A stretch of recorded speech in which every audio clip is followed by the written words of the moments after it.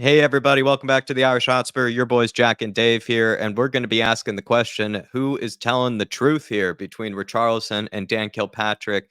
Because it's come out that Richarlison, before the news broke from Dan Kilpatrick, that he said, everybody, do not believe the news. Do not believe any sort of news, especially coming out from England, that I think he said that he will be sold this summer, that he will be leaving England this summer. And then just after that, the following day, despite what Richarlison has said, Dan Kilpatrick of the Evening Standard said that Spurs will still consider offers for Richarlison despite his insistence that he is staying in England this summer. So we're going to be asking the question to ourselves, who's telling the truth, Dan Kilpatrick or Richarlison? Dave, where would you like to start? Who do you think is more on the ball here? Who do you think knows the truth?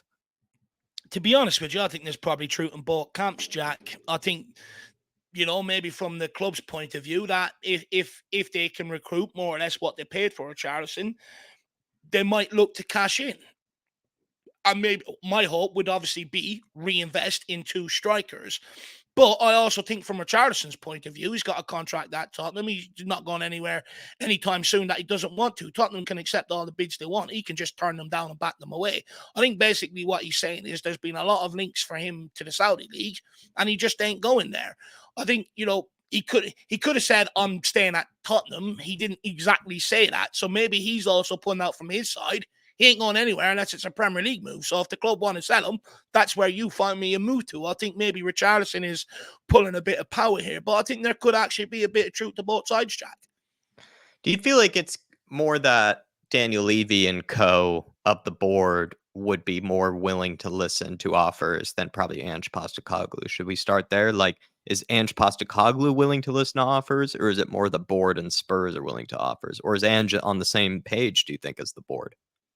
No, look, I I feel like think it's Ange more. would disagree with the board. I think he has shown some faith to Richarlison this season, so I think he'd be surprised that the board would be willing to listen to such offers because he then, in my opinion, I'd guess that he then would ask for another striker or somebody, or at least he'd have the promise from the board that he could then promote somebody maybe through the academy or something and give them that chance because he did use Richarlison most times when he could. It started to become a bit weird towards the end because I think he just had such injury troubles that Ange didn't really know whether to trust to play him or not without injuries getting exacerbated or made worse. But I felt like he really likes Richie. So where this is coming from of Spurs are willing to listen to offers, I wonder if that's more the board are willing to listen to offers than really Ange Postecoglou, if you get what I mean. No, look, I completely understand what you're saying. I think from Postecoglou's side, if I'm a manager, I don't want Richarlison going anywhere until I get one striker in the door at least. And then I'll be saying, look, if you do want to cash in, I still want another striker here. I've got 60-odd games ahead of me next season. I'm going to need to be able to rotate. So from Postecoglou's point of view, I don't think he wants Richarlison to go anywhere. Kane went. They didn't replace him for Postecoglou. So I don't think Postecoglou will have any, will be sitting there going, get rid of Richarlison. I think it's actually similar to last season under Conte, or last season when everyone used Emerson at the start of the window as a news story, but ultimately he ended up staying despite what all the media report says. So I think from Postecoglou's point of view, because I know he likes two players for every position, he's definitely not going to want Richarlison to go anywhere. I think this is more driven from the club's point of view. If you're the club and you look at it from the investment you made, which is 60 million, have you got the return of anywhere near that over the course of the two seasons? No. The first season, he was MIA an awful lot and also had an awful lot to say towards Antonio Conte with not putting the performances on the pitch. Now, this season, Postecoglou has got him going, but with injuries and also a lot of the off-the-field issues, which has been well documented here in England and in Brazil, he's coming with an awful lot of baggage and an awful lot of noise around him, which I know with Postecoglou, he doesn't like that. He likes everything sort of in-house, family-orientated and stuff like that. So I think from the club's point of view, the way they're assessing it is, if we can recoup what we paid for him, let's go and reinvest and get another striker in here. So I think it is more driven from the club's point of view than Postecoglou's point of view. I think despite all the noise that comes with Richarlison and the news stories and everything else, if I'm a manager, I just don't want him going anywhere right now until I have another striker in the door. At least with Richarlison, you know he can score goals if you can get him on the football pitch. Bringing someone else in here is a complete up in the air, 50-50. There's a part of me that could believe that it's the board that would be willing to say this or leak this to the press, that they would be willing to listen to offers. So I'm actually gonna pretty much, I don't want to discredit the integrity or kind of the Yeah. you know, the information that supposedly they're being given, but I am definitely going to question it because we've seen this in the past with, and this is where I'm not trying to make any huge jabs or anything, anybody at any real journalists or anything like that, anybody. So I'm just using examples here, but in the past we've heard things like, oh, Hoiberg, one of the first players to be out the door, this summer, one of the first players to Mm, be, on Ange Postecoglou's list. And I actually think lots of times when you hear these stories, we're led to believe that this is coming from the club, that this is coming from the manager. I think more often or not, it's actually just a bit of information that maybe they might be able to use as evidence, but it's more actually their own bias and their own feelings and their own kind of interest of what they would like to see happen, because they are mm, journalists. They talk about not only just transfer news, they talk about the innings, the happenings and what's going wrong, what's working well at the club. And so often they actually have their own opinions and their own biases about what they think should happen, who they think should stay, who they think should go, who they like more within the squad, that type of thing. And I think we've seen this come through with stories yeah. that just, I don't think were at all really based off any real truth or any, real kind of actual evidence of any kind. Same thing with like Sessegnon in the past, always hearing about how loved he is, or, how, he's going to come back to being, such a great player and these sort of type of things. And it feels like that's never really had any real truth or substance to it. Doesn't feel like many managers have wanted to use him or have thought about using him. Eric Dyer, right, in the last summer was seen as a player that Ange would really like. I think even particular Football London said that a few times, that he would be one of the players that actually could convince Ange to stay because he's so good on the ball, et cetera, et cetera. Same thing said about Ben Davies, et cetera, et cetera. And I don't think that it's always based off of actual truth. I think it's more based off of their own opinions and their own kind of maybe biases. And we do the same thing. Like Dave and I, of course, are guilty of the Yeah, exact but we're same not things. We journalists, talk. though. I guess we're not journalists. We're not leaking stories about We make what it to known believe. that we're opinion people. We give That our these opinions, are our opinions. They're Yeah. not actually, we're not speaking it into existence, I guess, maybe like they might be. And so that's where I'm gonna put my foot down kind of on this one. I don't really believe Dan Kilpatrick in this case. There could be some people within the board that might have leaked this, that yes, like financially speaking, we could be interested in selling him.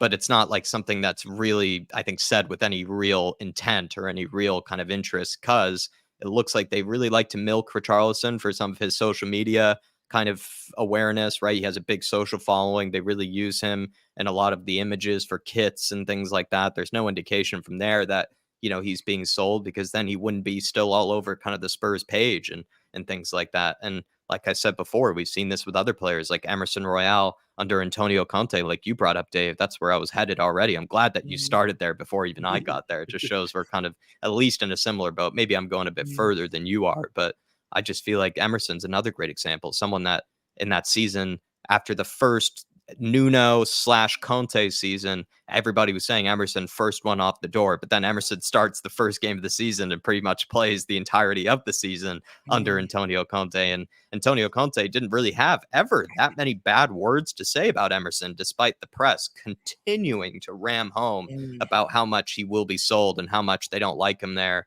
that sort of thing. And I just think oftentimes there will be stories that are based off of tons of truth and tons of real evidence and real rumors, like real rumors that they are working with. Mm. Whereas other times it's just a rumor or two that maybe they plucked just to suit the narrative or just to suit what they already wanted to write or what they already wanted to convey. If you get what I'm saying, Dave, where No, there could be some truth to this, where like, yes, maybe someone on the board said, financially speaking, yes, we'll sell Richarlison, but then he's using that to make it something bigger than it already actually is, just to suit the narrative that has been said a lot over the year, that Saudi Arabia is really interested in Richarlison and that he's expected to head it to Saudi Arabia. And I just don't think that's happening. I think Richarlison has put his foot down and said that's not happening. And yet journalists are now pushing back, telling Richarlison that he's wrong. So who's telling the truth here? And I think Richie's telling the truth. well, look, I would always go from what the player is saying. At the end of the day, Richarlison's made it clear he ain't going anywhere. And if he is going anywhere, maybe if we're reading into the words, it's in England. That's the only place he's heading. He's not heading to any of these other leagues. Like I said all along, I think the plan in the club will be to keep him and add someone else to come in and bring competition. Now, I'm not saying that Richarlison's good enough to lead this club to glory. I don't think he is.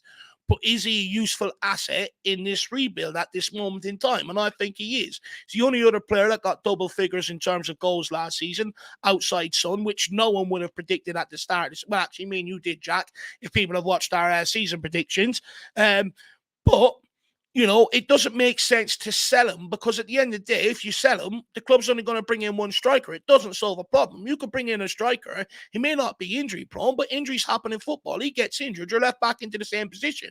For me, it's about keeping him, bringing someone else in. And if that someone else lays down the gauntlet, comes in and has a great season, fires in 25 goals, then the next summer, you look at Richarlison, getting him out and getting someone else in. That's the way this should undertake. And that's the way this process is going to be undertook, because the club ain't going to give Postecoglou 500 million this summer and go fix all your problems. So that's why I always make the case that we should keep Richarlison, and by Richarlison's words, he ain't going anywhere. So the media can make all this huff and puff they want. At the end of the day, we all know, with all the transfer rumors that are put out here, there, and everywhere, only 1% of them only ends up being true over the course of the whole rumors that are circulating around whole of football in general. Last thing I will say is Paratici, the way he operates, and he's still a huge influencer behind the scenes as a advisor, which is a known tactic that many people don't want to listen to. He puts out 10 smoke screens here, there, and everywhere. So everyone's eyes are over there, all the fans, all the clubs. And what we're doing is working on a deal over here where we're not entering a bidding war and getting them at a reasonable price. So some of it is going to be driven from the club, aka via Paratici, to keep other people off our transfer target so that we get them at the price we want to pay. And I'm not really trying to make any serious digs at any credibility or anything. All I'm saying is just check, their records. Like, it's happened before where you'll see players that they'll be right on the top of their list of who they expect to be going. And then all of a sudden, and they'll leak a ton of articles saying that, oh, look at here, it's going to be happening. And then these are players that all of a sudden you see the manager at the start of the season saying how much they trust them and how much they like them and how much they want them around. And then you're sort of like, well, who was telling the truth then in that situation? And that's where I'm coming from, is they'll be right plenty of times. Like, the journalists are working off of great information, plenty of times. It's just when they have to put out an article or here and there, maybe there are certain moments when they don't actually have as much great evidence or as great real material to work with. So then it's more just their own opinions and stuff kind of leaking in. And that's what I think is happening here. And they, of course, like us, I agree with you, Dave. There's a slight distinction between us and them, but they do like us. They make predictions. They make they try to expect what's going to happen, and they might be feeling that Richarlison is going to, that's their expectation. They've been gathering information to suit the narrative that Richarlison is going to be sold this summer. And now it's just butting heads where Richarlison's saying that's not the case. And I'm going to go with Richarlison just because I've seen this in the past with Emerson. I've seen this in the past with Højbjerg. I've seen this in the past with even Dyer as a very recent example of someone who was very high up the list for the majority of those journalists for who they thought was staying. But yet he was clearly the most hated player, probably by Postecoglou. Postecoglou obviously did not like Dyer. And so that's where I'm kind of coming from, is they're not always right with these sort of things. Look, at the end of the day, the ones that we listen to, they're all Spurs fans as well. And, no matter what you're doing, whether it's to do with Tottenham, you're always going to have slightly your own biased opinions and affinities to players that you like that maybe hinder, some of your content or stuff like that. We're all human beings at the end of the day. And I just want to make clear, we're not pulling down any journalist and stuff like that. I think the majority of the article that Dan Kilpatrick wrote in terms of the likes of Gill and people like that on the chopping block completely agree with. I just think that Richarlison one, maybe he's got information, because I know a lot of them say to check, 2 or 3 sources just to make sure. Maybe they've got information from somewhere and there's a few people saying the same thing. But when the player comes out and says it as it is, all you can do is believe the player, because the power's in the player's hands at the end of the day. And, Richarlison has told us he's not going anywhere. So hopefully we stop seeing him being mentioned. Let's be honest, it grabbed headlines, which is kind of what it's all about. If he just mentioned that Lo Celso and Hill are going, I don't think there would have been a lot of people clicking on that article. Yeah, whereas, true. you mentioned Richarlison's going, and that he's lying or he's wrong, sort of thing, then you're definitely going to get a lot more clicks. Hence why we're even talking about it. So True. everybody, let us know in the comments who you think is telling the truth. Is it the media or is it Richarlison on his departure? It's not as much of an opinion about why we think he should go or should stay. It's actually just more about what we feel like we should be believing this summer ahead, because it's already kind of coming heads, together with Richarlison saying, Richarlison just telling me and Dave, don't even buy into it, guys. Don't even look into it. Don't even report on it for the rest of the summer. So looks like we might be believing Richie. That's the path we're going to take. Let us know if we're wrong. Let us know if we should read into it. Let us know if it's something we should consider. Smash the like button for us. Feel free to grab a membership. Also, as well, before we go, Champions League watch along on tifo. Please join us. Would be great to have you guys. The Conference League watch along, I actually think was a lot of fun. We actually got to nerd out for a while and do some great trivia, but I do expect that the Champions League will actually be a really exciting game and should be a very entertaining one at that. And then that's where Dave and I are usually at our best, but we can usually handle any situation in those watch alongs. So feel free to join us. We would love to have you over. I'll put the link in the code. The code will be FLATCAP in the comments and in the description. Would really appreciate your guys' support over there. But I think we'll leave you there. Come on, you Spurs. In the Big Ange we trust, and we think Richie is staying. Richie is. Everywhere we go.